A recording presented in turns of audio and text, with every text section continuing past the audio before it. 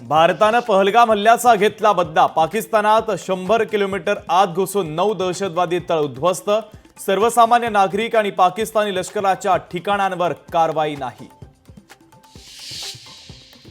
25 मिनिटांमध्ये पाकिस्तान आणि पीओके मधले दहशतवाद्यांचे 9 तळ उद्ध्वस्त। कर्नल सोफिया कुरेशी आणि विंग कमांडर व्योमिका सिंह यांनी पुराव्यासह पाकिस्तानचा बुरखा फाडला।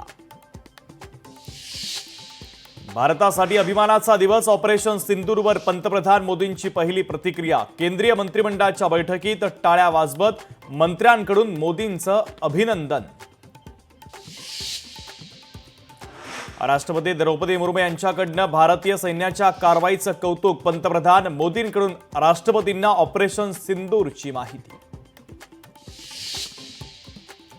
पाकिस्तानच्या लष्करी तळावर हल्ला नाही, कुठल्याही सामान्य नागरिकाला टार्गेट केलं नाही। पहलगाम हल्ल्यातील मृतांना न्याय देण्यासाठी सिंदूर ऑपरेशन राबवल्याची भारतीय सैन्याची माहिती। ऑपरेशन सिंदूरमध्ये मसूद अझहरच्या कुटुंबातील 14 सदस्यांचा मृत्यू। मीही मेलो असतो तर बरं झालं असतं। संपूर्ण कुटुंब ठार झाल्यानंतर अझहरची प्रतिक्रिया। दहशतवादी हल्ल्याचं उत्तर युद्ध नसतं, सरकारच्या चुका दाखवायलाच पाहिजे। एअर स्ट्राईक करणं हे उत्तर नाही, मनसे अध्यक्ष राज ठाकरेंची प्रतिक्रिया।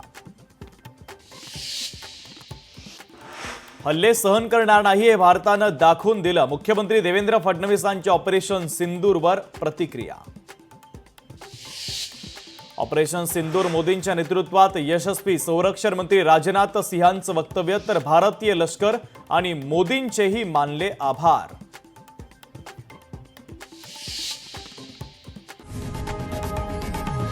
लोकशाही मराठी ऐका, पहा, जागरूक रहा।